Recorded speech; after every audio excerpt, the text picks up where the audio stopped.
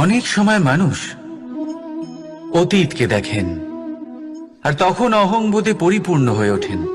কখনো বর্তমানের দিকে তাকান, ভবিষ্যতের দিকে তাকান আর পরিতৃপ্তিতে ভরে ওঠেন।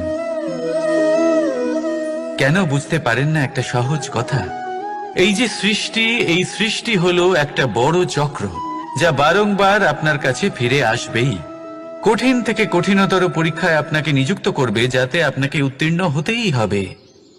যা কাল ছিল তা আজ নেই, এটা সবাই জানেন। যা আজ আছে তা হয়তো কাল থাকবে না, এটাও আপনাকে মেনে নিতে হবে, তাও আবার হাসি মুখে। শান্ত থাকতে শিখুন আর কখনোই মনের মধ্যে অহংকার উৎপন্ন হতে দেবেন না। হতে শিখুন সেই হিমবাহের মতো। হয়তো এই জন্যই এত শীতল থাকে, কারণ ও জানে গতকালও জল রূপে ছিল, আজ বরফ রূপে হয়তো আছে, কিন্তু কাল পুনরায় সে জলেই পরিণত হবে। নিজেকে শান্ত রাখুন। হয়তো আজ আপনি সাফল্যের শিখরে আছেন, হয়তো বা নেই। আপনাকে প্রত্যেক দিন অবশ্যই দেখতে হবে। শুধু নিরন্তর প্রচেষ্টা করতে থাকুন, প্রত্যেক পরিস্থিতির জন্য তৈরি থাকুন আর একে ভারসাম্যে রাখতে শিখুন। আপনার কাল হোক, আজ হোক বা আগামীকাল, আপনার ভালো দিন হোক বা খারাপ দিন, সব পবিত্র হয়ে যাবে। তাহলে আসুন আর আমার সাথে ভালোবেসে বলুন, রাধা রাধা। এই সংসারে এমন কোনো পর্বত নেই যা এতটাই উঁচু যে মানুষ তার শিখরে পৌঁছতে পারবে না, তাকে অতিক্রম করতে পারবে না। এই সংসারে এমন কোনো সাগর নেই যা কিনা এতটাই গভীর যেখানে মানুষ তার তলদেশে পৌঁছে ফিরে আসতে পারবে না। একটা ছোট্ট বরফের টুকরো পর্বতের শিখরে গলে গিয়ে বইতে থাকে, আর দেখতে দেখতেই তা মহানদী গঙ্গায় পরিবর্তিত হয়। এর কারণ কি? এর কারণ হলো প্রচেষ্টা, প্রারব্ধ নয়। এই প্রচেষ্টাই সুনিশ্চিত করে যে আপনার প্রারব্ধ কি হবে। এই সমস্ত কিছু হলো প্রচেষ্টা আর প্রারব্ধের খেলা। আপনার প্রচেষ্টা যেরকম হবে, আপনার প্রারব্ধ সেরকমই হবে। আর আপনার প্রচেষ্টা যদি উচ্চ মানের হয়, তাহলে প্রারব্ধকে আপনার সামনে নত হতেই হবে। কি বলেন? তাহলে আসুন আমার সাথে ভালোবেসে বলুন, রাধা রাধা। অনেক সময় যখন আমরা কর্ম করি, সাফল্য লাভ করি, কঠিন পরীক্ষায় উত্তীর্ণ হই, বড় কাজ করি, আমাদের মনে হয় এই সংসার আমাদের একটু প্রশংসা করুক, ভালো লাগে। অনেকবার মনে হয় এটা হলো আমাদের কর্মের ফলই বটে, আমরা আনন্দ পাই। কিন্তু যখন আমরা এই প্রশংসা পাই না, তখন কি হয়? আমরা দুঃখী হয়ে যাই, ভেঙে পড়ি। মনে হয় যেন আমার জন্য কেউ চিন্তাই করে না। এমন মনে হয় যেন আমাদের আনন্দে অন্য কেউ আনন্দই পায় না। অনেক রকম ভাবনা আসে। কিন্তু আমি আপনাকে একটা প্রশ্ন করতে চাই, আপনি যে কাজই করেন না কেন, যে কর্মই করেন না কেন, তা কি শুধুমাত্র প্রশংসার জন্য করেন? যদি এরকম হয়ে থাকে, তাহলে সেই ভাবনা এক্ষুনি ত্যাগ করুন। কারণ এই প্রকৃতি আমাদের অন্য শিক্ষা দেয়।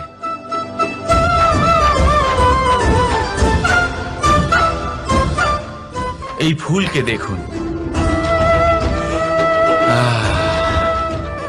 এই যে ফুলের সুবাস, যা আমার মনকে উচ্ছ্বসিত করে তোলে, মনে শক্তি সঞ্চার করে, এই সুগন্ধ। কিন্তু ভেবে দেখুন, ফুলের কিন্তু এই কাজ করার জন্য কোনো প্রশংসারই প্রয়োজন হয় না। এটাই হলো প্রকৃতির শিক্ষা। যিনি সৎ হন, সৎকর্ম করেন, তার কোনো প্রশংসার প্রয়োজন হয় না, কারণ ওনার কর্মই হলো ওনার সুবাস। মনে রাখবেন, আতর নকল ফুলে দেওয়া হয়, প্রকৃত ফুলের তার কোনো প্রয়োজন হয় না। সেইভাবেই আপনিও কর্ম করতে থাকুন শুভ চিন্তা নিয়ে। এই মনকে সব সময় শান্ত রাখুন, স্বচ্ছ রাখুন। যদি এরকম করেন, তাহলে আপনার কর্ম এমন সুবাস ছড়াবে যে আপনার জীবনে শুধু এবং শুধুমাত্র আনন্দই থাকবে। তাহলে এই আনন্দ সহকারে বলুন, রাধা রাধা। জীবন, এই জীবন আসলে কি?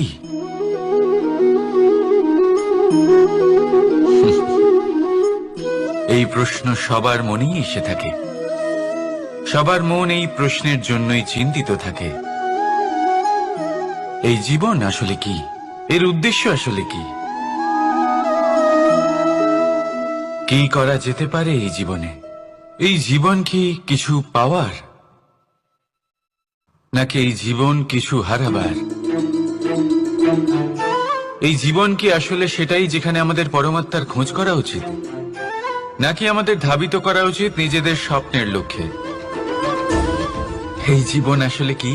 এই জীবন আসলে অত্যন্ত সরল। এ হলো শান্ত জলের মতো,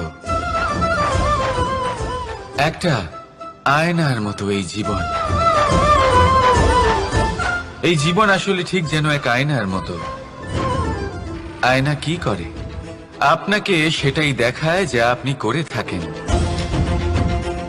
আপনি হাসি মুখে আয়নার দিকে তাকান, আয়না আপনাকে আপনারই মুখ দেখাবে সেই হাসি সমেত। আপনি রেগে গিয়ে আয়নার দিকে তাকান, আয়না আপনাকে সেটাই দেখাবে। আপনি প্রসন্নভাবে হেসে আয়নার দিকে তাকালে আয়না আপনাকে সেটাই দেখাবে। এটাই হলো জীবন, একটা আয়নার মতো। আপনি এটা ভাববেন না যে এই জীবন আপনাকে কি দিয়েছে, বরং এটা ভেবে দেখুন যে আপনি এই জীবনকে কি প্রদান করেছেন। যদি আপনি এই জীবনকে সুখ প্রদান করেন, আনন্দ দিতে পারেন, ভালোবাসা দিতে পারেন, তাহলে এই জীবনও আপনাকে সুখ, আনন্দ আর ভালোবাসাই দেবে। তাহলে আসুন এই সুখ, আনন্দ আর ভালোবাসা দিয়ে বলুন, রাধা রাধা। সংসারে অনেক সময় এরকম হয় যে আমরা খুব সমস্যায় থাকি, খুব বিপদের মধ্যে থাকি, আর সেই সমস্ত মানুষ যারা আমাদের কাছের মানুষ, আমাদের আপনজন, তারা আমাদের ত্যাগ করে চলে যান। আমরা এই সময় দুঃখ পাই, নিরাশ হয়ে পড়ি এবং একা একাই সেই সমস্যাকেও কাটিয়ে উঠি। এবার পরিস্থিতি যেমন খুশি হোক না কেন, সেই সব মানুষ যারা এমন সময় আপনাকে ত্যাগ করেছেন, তাদের প্রতি ক্রুদ্ধ হওয়া, অভিমান করা, এটা অনুচিত। আমি বলবো তাদের প্রতি কৃতজ্ঞ থাকুন। আমি বলবো তাদের ধন্যবাদ জানান যে তারা এমন সময় আপনার সঙ্গ ত্যাগ করেছেন যখন আপনার তাদের সব থেকে বেশি প্রয়োজন ছিল। কারণ দেখুন, হয় তাদের বিশ্বাস ছিল যে আপনি নিজেই এই বিপদ থেকে বেরিয়ে আসতে পারবেন, বা তাদের ত্যাগ করার জন্য আপনি নিজের উৎসাহ বাড়িয়ে তুললেন, আপনি নিজের শক্তি বাড়ালেন এবং নিজে সেই সমস্যা থেকে বেরিয়ে আসলেন। নিজের খারাপ সময়কে আপনি নিজেই ভালো সময় করে তুললেন। শেষ পর্যন্ত আপনি আরো শক্তিশালী হয়ে উঠলেন, আরো শ্রেষ্ঠ হয়ে উঠলেন। আর এটাই তো আপনার বিজয়, যার কারণ হলো তাদের আপনাকে ত্যাগ করা। তাহলে তাদের ধন্যবাদ জানান আর আমার সাথে ভালোবেসে বলুন, রাধা রাধা। দোল উৎসবে এই সমগ্র সংসার রং নিয়ে খেলা করে, কিন্তু এই রঙের সারমর্ম এই সংসার কি জানে? কখনো দেখেছেন একটা চিন্তিত মুখ শুধুমাত্র রঙের স্পর্শ পেয়ে আনন্দিত হয়ে ওঠে? দোলে আমরা কি করি? পুরাতনকে ত্যাগ করি আর নতুনকে স্বাগত জানাই। শিশিরকে বিদায় জানিয়ে এক সুন্দর, এক নতুন ঋতুকে আগমন জানাই। দুশ্চিন্তা দূর করে আসার নতুন রঙে রঙিন হয়ে ওঠা, নিজেকে আনন্দিত করা, এটাই তো হলো দোল। এবার দোলের একটা ব্যাপার আছে, দুটো রঙে একসাথে রঙিন হওয়া যায় না। একটা রং উঠলে তবেই আরেকটা রং লাগা সম্ভব। আরো একটা প্রশ্নও রয়েছে, কোন রংকে তুলে দিয়ে কোন রং মাখানো যেতে পারে? যদি আপনাকে উদাহরণ দিই, লোভের এই রং, তা যতক্ষণ লেগে থাকবে আনন্দের রং লাগতে পারবে না। যা হয়েছিল দ্বারকাবাসী এবং সামন্তক মণির মধ্যে। ভ্রান্তির রং যতক্ষণ লেগে থাকবে সত্যের রং লাগতে পারবে না, যা হয়েছে রুক্মিণীর সাথে। আর হিংসার এই রং যতক্ষণ লেগে থাকবে প্রেমের রং ততক্ষণ লাগতেই পারবে না, যা হয় আপনার আমার সবার সাথে। তাহলে আসুন একসাথে মিলে দোল পালন করি এবং সবকিছুর উপরে বিজয় লাভ করি। অন্ধকারের স্থানে আলোর, ভ্রান্তির স্থানে সত্যের, হিংসার স্থানে প্রেমের, আর লোভের স্থানে আনন্দের এই সুন্দর রং মাখাই। শত্রুতা, ঘৃণা, হিংসা এই সব কিছু ত্যাগ করি আর সকলের সখা হয়ে উঠি।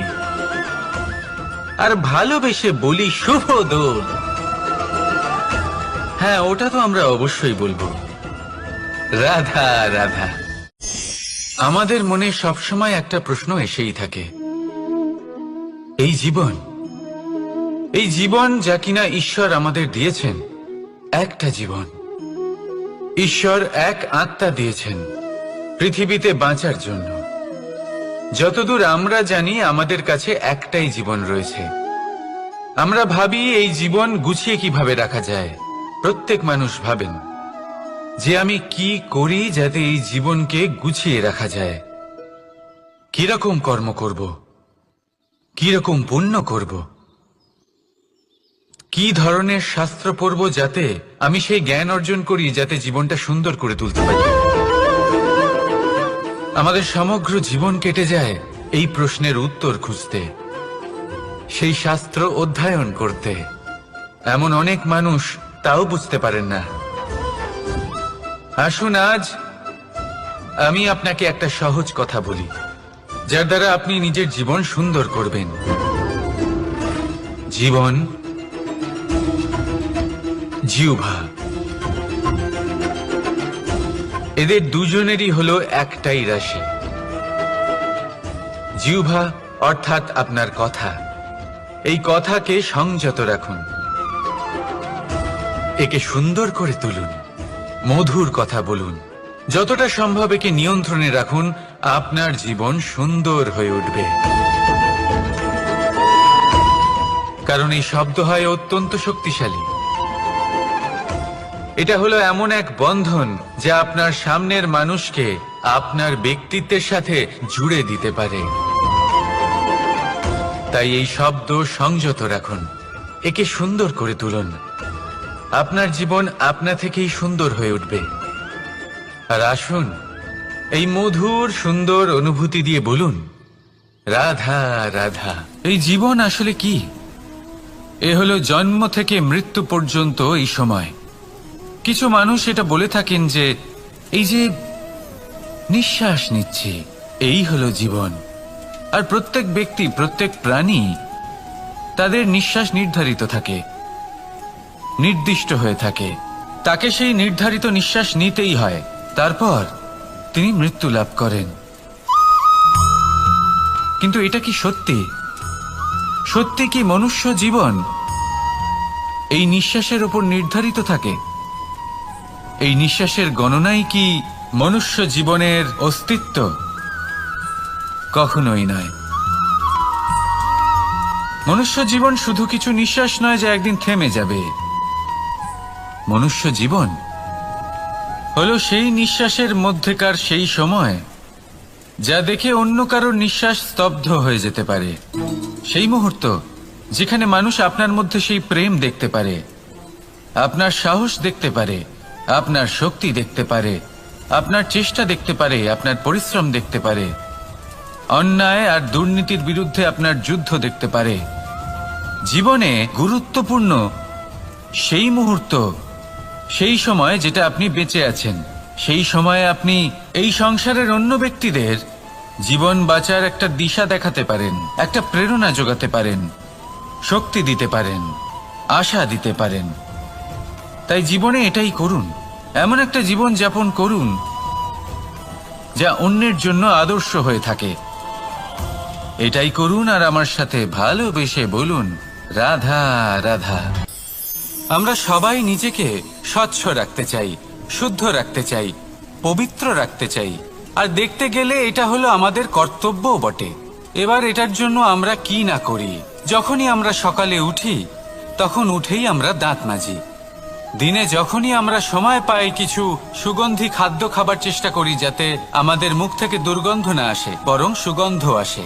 এই পা দুটো আমরা শুদ্ধ রাখার জন্য, পবিত্র রাখার জন্য যখনই আমরা বাড়ির বাইরে যাই পাদুকা পায়ে দিয়ে যাই, আর যখন ফিরে আসি আমরা জল দিয়ে পা ধুয়ে নিই। মনে রাখবেন, সেই ব্যক্তির মুখ হলো সব থেকে বেশি পবিত্র যে মুখ দিয়ে ঈশ্বরের নাম নেওয়া হয়, যার বাণী হলো অত্যন্ত শুভ, যা মানুষের পথ প্রদর্শন করে, যা মানুষকে শান্তি দেয়। যদি এই হৃদয়কে আপনি পবিত্র করতে চান, তাহলে মানবতাকে বুঝতে হবে, মানুষের দুঃখগুলিকে বুঝতে হবে, তবেই এই হৃদয় পবিত্র হবে। এই পা দুটো যদি আপনি পবিত্র করতে চান, তাহলে কোনো তীর্থস্থানে যান।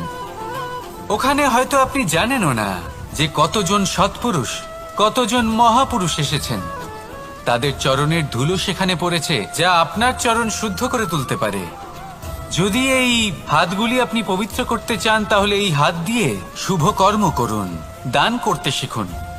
আর যদি এই আত্মা আপনি পবিত্র করতে চান, একটাই বিকল্প আছে, প্রেম, শুদ্ধ নিঃস্বার্থ প্রেম। এই প্রেম বিতরণ করতে থাকুন, আপনি শুদ্ধ থাকবেন, পবিত্র থাকবেন। আসুন আমার সাথে ভালোবেসে বলুন, রাধা রাধা। কখনো এটা ভেবে দেখেছেন কোনো বিশেষ স্থানে বা বিশেষ পরিস্থিতিতে সবথেকে বেশি গুরুত্বপূর্ণ কি হতে পারে?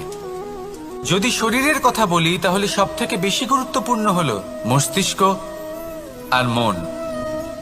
যদি ব্যবসার কথা বলি, তাহলে সবথেকে গুরুত্বপূর্ণ হলো ধন।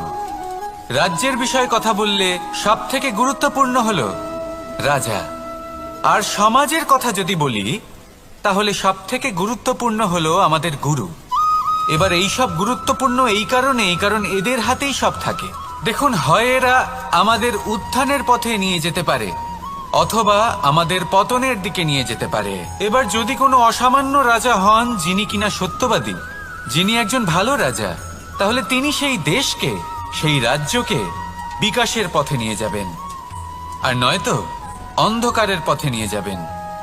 যদি এবার গুরুর কথা বলা হয়, তাহলে জেনে রাখুন, গুরু যদি শ্রেষ্ঠ হন, তাহলে সংস্কৃতির সর্বশ্রেষ্ঠ স্তরে উনি এই সমাজকে নিয়ে যাবেন। যদি গুরু পাখণ্ডী হন, লোভী হন, লালসাগ্রস্ত হন, তাহলে এই সমাজেও এই পাখণ্ডতা, এই লোভ, এই লালসাই প্রকাশিত হবে। ঠিক এইভাবেই জীবনে, মানুষের জীবনে প্রেমেরও এক গুরুত্বপূর্ণ স্থান রয়েছে। যদি মানুষের মনে প্রেম থাকে, তাহলে ধরে নিন সে জীবিত রয়েছে, আর যদি না থাকে, তাহলে সে মৃতই প্রায়। যদি রাধা কৃষ্ণের বিষয়ে কথা বলি, বলবো কৃষ্ণের জীবনে যদি রাধা থাকে, তাহলেই কৃষ্ণ হলো কৃষ্ণ। আর যদি রাধা না থাকে, তাহলে কৃষ্ণ হলো যে কোনো পশুরই সমান। আসলে পশু থেকে মানুষ হওয়ার এই যে যাত্রা, এর আধার হলো প্রেম। এই প্রেমকে মনে জাগ্রত করে রাখুন, আর আমার সাথে ভালোবেসে বলুন, রাধা রাধা। প্রেম, এই প্রেম আসলে কি? বেশিরভাগ মানুষই বুঝতে পারেন না, কিন্তু এটাতে তাদের কোনো দোষ নেই, কারণ তাদের কাছে প্রয়োজনীয় জ্ঞানই নেই। এবার প্রেমের বিষয়ে আজ আমি একটা ছোট্ট কথা বলতে চাই। আপনি দেখবেন কিছু মানুষ যখন কাউকে ভালোবাসেন, তখন তাদের মনে হয় সেই ব্যক্তির ওপর ওনার অধিকার রয়েছে। এবার সেই অধিকারের বোধে ফেঁসে গিয়ে নিজেই ক্রুদ্ধ হয়ে বসেন যে ও আমার কথা মনে করলো না, ওর স্মৃতিতে আমার কোনো স্থান নেই, ও আমার সাথে কথাই বলতে ভুলে গেছে, ইত্যাদি ইত্যাদি। অনেক কারণ হতে পারে। আমি আপনাকে একটা প্রশ্ন করি, এই যে স্মৃতিগুলি, এটাই কি ভালোবাসা? কখনোই নয়। প্রেম তো হলো সেই আবেগ, সেই বোধ, যা এক সুগন্ধিত ফুলের মতো আপনার জীবনকে, আপনার মনকে আনন্দিত করবে, প্রসন্নতার দ্বারা ভরিয়ে তুলবে। প্রেম হলো সেই বোধ। তাই যদি আপনি প্রেমকে বুঝতে চান, তাহলে প্রেমের ভাবনাকে বোঝার চেষ্টা করুন। প্রেমকে যদি যাপন করতে চান, তাহলে আবেগের দ্বারা যাপন করুন, স্মৃতির দ্বারা নয়। স্মৃতির কি আছে? আজ আছে, পরবর্তীকালে নাও থাকতে পারে। সময়ের সাথে এই স্মৃতি ফিকে হয়ে যেতে পারে, কিন্তু এই আবেগ, তা চিরকাল মনের মাঝে থেকে যায়। তাই আসুন আর আমার সাথে ভালোবেসে বলুন, রাধা রাধা। রাজ্য, শাসন, সাম্রাজ্য, সংস্থাপনা, এগুলিকে সফল কখন বলা যেতে পারে? কোনো বুদ্ধিজীবী বলেন তখন, যখন চারিদিকে শান্তি থাকে, কারোর মনে কোনো প্রশ্ন থাকবে না, শঙ্কা থাকবে না, কিন্তু আমার মনে হয় এটা অনুচিত। কোনো রাজ্যের পক্ষে বা কোনো শাসনকালে সব থেকে বড় সংকট তখন আসে যখন সব থেকে বেশি যোগ্য ব্যক্তি বা সব থেকে বেশি বিদ্বান ব্যক্তিও শুধু মুখদর্শক হয়ে বসে থাকেন। মনে প্রশ্ন আসতে থাকে কিন্তু জিজ্ঞেস করেন না, শঙ্কা উৎপন্ন হয় কিন্তু ব্যক্ত করতে পারেন না। এটা খুবই অনুচিত। এই যে প্রশ্ন, তা আসা খুব ভালো। এই প্রশ্ন অকারণে আসে না, কোনো সমস্যার কারণেই আসে। এই প্রশ্নের দ্বারা আপনি সেই সমস্যাগুলি দেখতে পাবেন যাতে আপনি এতদিন অনভিজ্ঞ ছিলেন। আর যত প্রশ্নের নিবারণ আপনি করবেন, ততই আপনার রাজ্য, আপনার শাসন আরো শ্রেষ্ঠ হয়ে উঠবে। এই প্রশ্ন, এই শঙ্কা, এগুলো আপনাকে সমাধানের চূড়াতে অবশ্যই নিয়ে যাবে। সেই জন্য না প্রশ্ন করা অনুচিত, আর না শঙ্কা ব্যক্ত করা অনুচিত, আর না তিনি মূর্খ যিনি প্রশ্ন করেন, শঙ্কা ব্যক্ত করেন। তাই এনাদের কখনো দূরে করে দেবেন না, এনাদের নিজস্ব মতামত রাখতে দিন। যখন সবাই মিলে একমত হবেন, তখন নিশ্চিত রূপে বলা যায় যে এই রাজ্য, এই শাসন, এই সংস্থাপনা সাফল্যের শিখরে রয়েছে। তাহলে আসুন আর আমার সাথে ভালোবেসে বলুন, রাধা রাধা। প্রকৃতি, নিয়তি কখনোই কারোর সাথে পক্ষপাত করে না, প্রত্যেককে জীবনদান দেয়, সমান সুযোগ প্রদান করে। এটা সেই ব্যক্তির উপরে নির্ভর করে যে সে কিভাবে তার থেকে লাভবান হয়ে উঠবে। তার নির্বাচনের উপর নির্ভর করে, তার দৃষ্টিভঙ্গির উপর নির্ভর করে, নির্ভর করে যে সে কতটা ধনাত্মক বা কতটা নেতিবাচক। দুই ধরনের মানুষ হন। এমন কিছু মানুষ হন যারা প্রত্যেক পরিস্থিতি, প্রত্যেক সমস্যা এবং বিপদে সুযোগ খুঁজে বের করেন। আর কিছু এমন মানুষ রয়েছেন যারা যে কোনো সুযোগে কোথাও না কোথাও থেকে একটা সমস্যা খুঁজে বের করেন। এবার আপনি কি চান? আপনি সুযোগ চান, তাহলে সুযোগ পাবেন। আপনি সমস্যা পেতে চান, সমস্যা তো আপনি চাইলেই খুঁজে পাবেন। চয়ন আপনারই, যে আপনি কতটা ধনাত্মক থাকতে চান, কতটা নেতিবাচক থাকতে চান। ধনাত্মক থাকুন, জীবনে সব কিছু সম্ভব হবে। আসুন আর আমার সাথে ভালোবেসে বলুন, রাধা রাধা। যখনই আমরা কথা বলি জলরাশির বিষয়ে, যখন আমরা তুলনা করি, তখন আমাদের খুব ভালো লাগে মিষ্টি সরোবর, পুকুর, নদী। আর আমরা অপেক্ষা করে থাকি সাগরের জন্য, সমুদ্রের জন্য। কেন করি? কারণ এই সাগর, এই সমুদ্র, এ হলো অত্যন্ত বিশাল আর ভয়ানক। এর জলও কিন্তু নোনতা, যা আমরা পান করতে পারি না। কখনো ভেবে দেখেছেন এই সমুদ্রের অন্তরে এই নোনতা জল, এই নোনতা ভাব, এটা আসে কোত্থেকে? এই যে সমুদ্র, যে প্রবাহমান নদীর থেকে যে খনিজ নির্গত হয়, তার ভান্ডার হলো এটা। সেই খনিজকে নিজের অন্তরে গ্রহণ করে, সেই নোনতা ভাব নিজের মধ্যে সমাহিত করে, আর তারপর সেই নোনতা জল বাষ্পে পরিণত হয়ে ওপরে উঠে যায়, যা মেঘ হয়ে আপনার ওপর মিষ্টি বৃষ্টি হয়ে ঝরে পড়ে। এ হলো সমুদ্রের ত্যাগ, যার জন্য আপনি মিষ্টি জল পান করতে পারছেন, সে নদী থেকেই হোক বা সরোবর থেকে।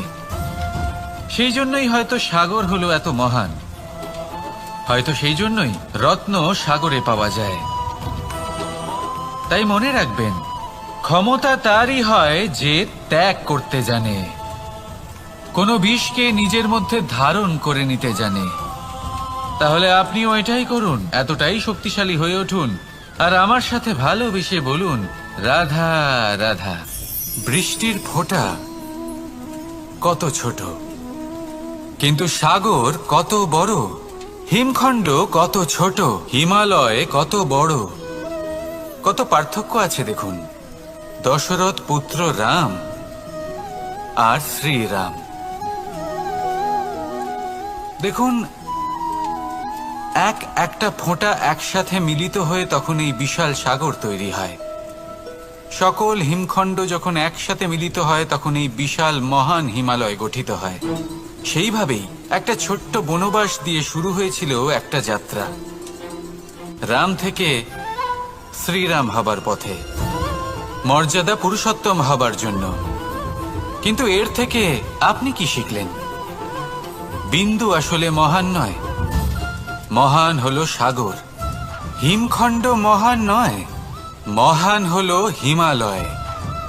অর্থাৎ কোনো মহান কাজ করার জন্য বা মহান হবার জন্য আপনাকে আরম্ভ করতে হবে ছোট থেকে। একটা অত্যন্ত সরল কিন্তু একটা গুরুত্বপূর্ণ কথা আমি আপনাকে বলতে চাই। দেখুন, আরম্ভ করার জন্য প্রথমেই আপনার মহান হবার কোনো প্রয়োজন নেই, কিন্তু হ্যাঁ, মহান হবার জন্য প্রথমে আরম্ভ করা অত্যন্ত প্রয়োজনীয়। আপনি যদি শুরুই না করেন তাহলে কখনো মহান হতেই পারবেন না। প্রকৃত নিষ্ঠা দ্বারা আরম্ভ করুন। আপনার পদক্ষেপ, আপনার কর্ম যতই ক্ষুদ্র হোক না কেন, তা করতে থাকুন, নিরন্তর চেষ্টা করতে থাকুন। তারপর দেখবেন এই যে মহানুভবতা নিজে পথ চলে আপনার কাছে আসবে। তাই আপনি এটাই করুন আর আমার সাথে ভালোবেসে বলুন, রাধা রাধা। কোনো প্রাণী, মানুষ অত্যন্ত চঞ্চল হয়, একদম জলের মতো।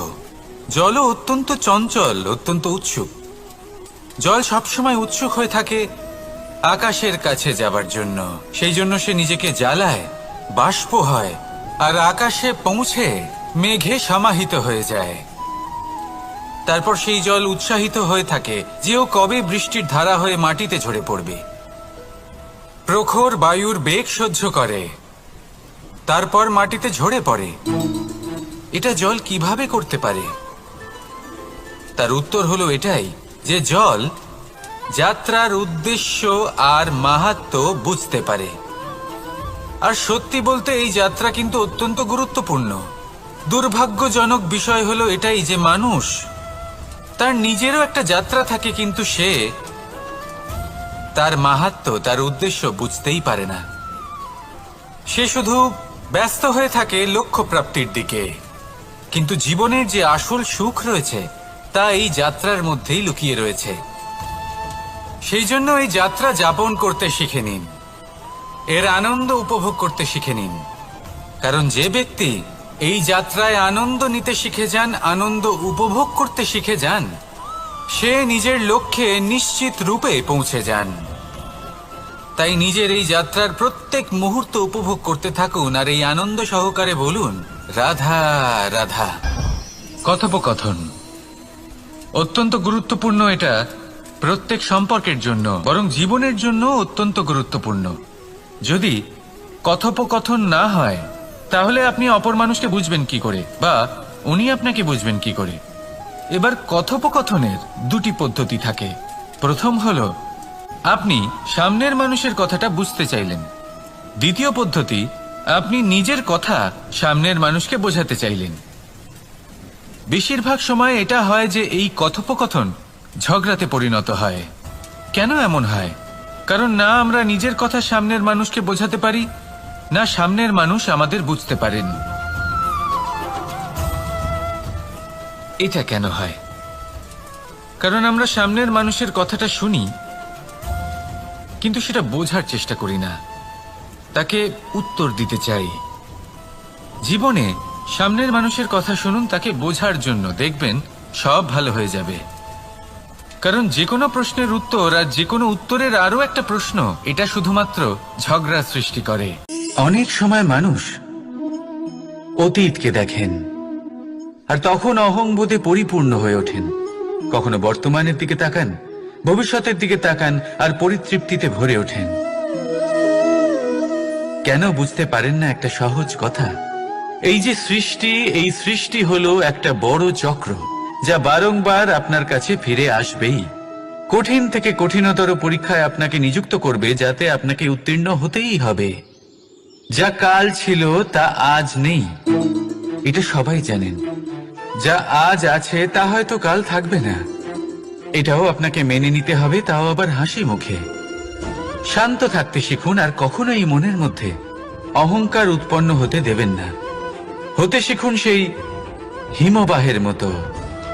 হয়তো এই জন্যই এত শীতল থাকে, কারণ ও জানে গতকালও জল রূপে ছিল, আজ বরফ রূপে হয়তো আছে, কিন্তু কাল পুনরায় সে জলেই পরিণত হবে। নিজেকে শান্ত রাখুন, হয়তো আজ আপনি সাফল্যের শিখরে আছেন, হয়তো বা নেই। আপনাকে প্রত্যেক দিন অবশ্যই দেখতে হবে। শুধু নিরন্তর প্রচেষ্টা করতে থাকুন, প্রত্যেক পরিস্থিতির জন্য তৈরি থাকুন, আর একে একে ভারসাম্যে রাখতে শিখুন। আপনার কাল হোক, আজ হোক বা আগামীকাল, আপনার ভালো দিন হোক বা খারাপ দিন, সব পবিত্র হয়ে যাবে। তাহলে আসুন আর আমার সাথে ভালোবেসে বলুন, রাধা রাধা। এই সংসারে এমন কোনো পর্বত নেই যা এতটাই উঁচু যে মানুষ তার শিখরে পৌঁছতে পারবে না, তাকে অতিক্রম করতে পারবে না। এই সংসারে এমন কোনো সাগর নেই যা কিনা এতটাই গভীর যেখানে মানুষ তার তলদেশে পৌঁছে ফিরে আসতে পারবে না। একটা ছোট্ট বরফের টুকরো পর্বতের শিখরে গলে গিয়ে বইতে থাকে, আর দেখতে দেখতেই তা মহানদী গঙ্গায় পরিবর্তিত হয়। এর কারণ কি? এর কারণ হলো প্রচেষ্টা, প্রারব্ধ নয়। এই প্রচেষ্টাই সুনিশ্চিত করে যে আপনার প্রারব্ধ কি হবে। এই সমস্ত কিছু হলো প্রচেষ্টা আর প্রারব্ধের খেলা। আপনার প্রচেষ্টা যেরকম হবে, আপনার প্রারব্ধ সেরকমই হবে। আর আপনার প্রচেষ্টা যদি উচ্চ মানের হয়, তাহলে প্রারব্ধকে আপনার সামনে নত হতেই হবে। কি বলেন? তাহলে আসুন আমার সাথে ভালোবেসে বলুন, রাধা রাধা। অনেক সময় যখন আমরা কর্ম করি, সাফল্য লাভ করি, কঠিন পরীক্ষায় উত্তীর্ণ হই, বড় কাজ করি, আমাদের মনে হয় এই সংসার আমাদের একটু প্রশংসা করুক, ভালো লাগে। অনেকবার মনে হয় এটা হলো আমাদের কর্মের ফলই বটে, আমরা আনন্দ পাই। কিন্তু যখন আমরা এই প্রশংসা পাই না, তখন কি হয়? আমরা দুঃখী হয়ে যাই, ভেঙে পড়ি। মনে হয় যেন আমার জন্য কেউ চিন্তাই করে না। এমন মনে হয় যেন আমাদের আনন্দে অন্য কেউ আনন্দই পায় না। অনেক রকম ভাবনা আসে। কিন্তু আমি আপনাকে একটা প্রশ্ন করতে চাই, আপনি যে কাজই করেন না কেন, যে কর্মই করেন না কেন, তা কি শুধুমাত্র প্রশংসার জন্য করেন? যদি এরকম হয়ে থাকে, তাহলে সেই ভাবনা এক্ষুনি ত্যাগ করুন। কারণ এই প্রকৃতি আমাদের অন্য শিক্ষা দেয়।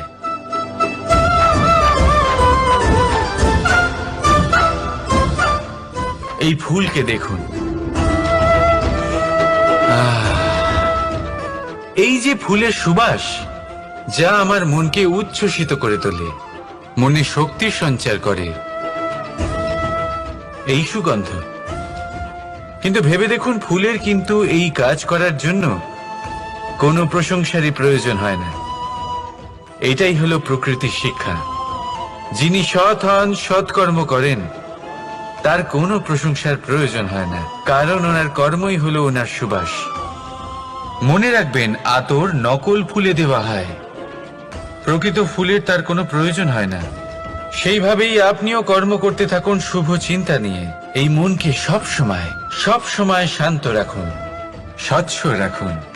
যদি এরকম করেন, তাহলে আপনার কর্ম এমন সুবাস ছড়াবে যে আপনার জীবনে শুধু এবং শুধুমাত্র আনন্দই থাকবে। তাহলে এই আনন্দ সহকারে বলুন, রাধা রাধা। জীবন, এই জীবন আসলে কি?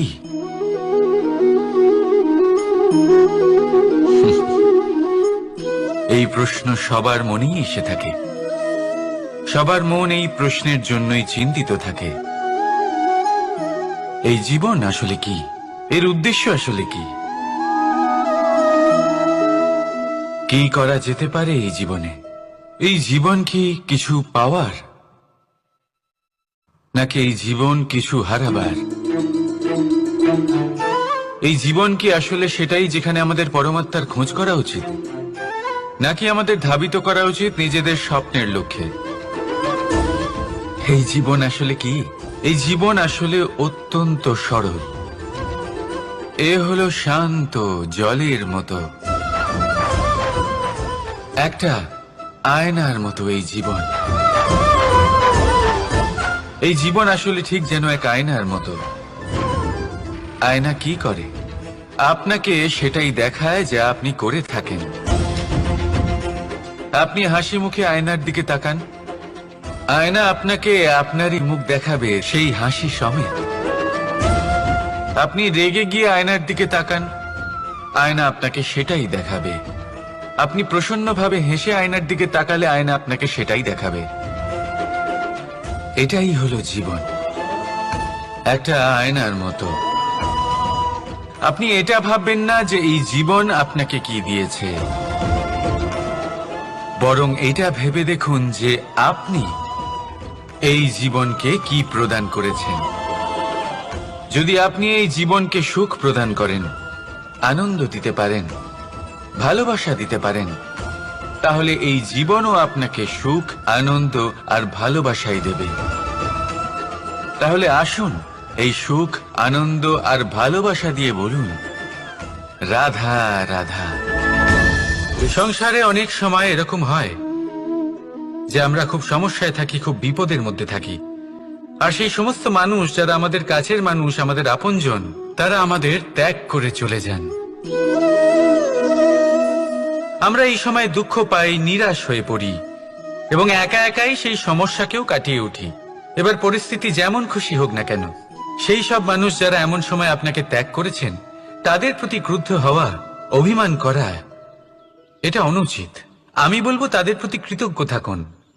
আমি বলবো তাদের ধন্যবাদ জানান যে তারা এমন সময় আপনার সঙ্গ ত্যাগ করেছেন যখন আপনার তাদের সব থেকে বেশি প্রয়োজন ছিল।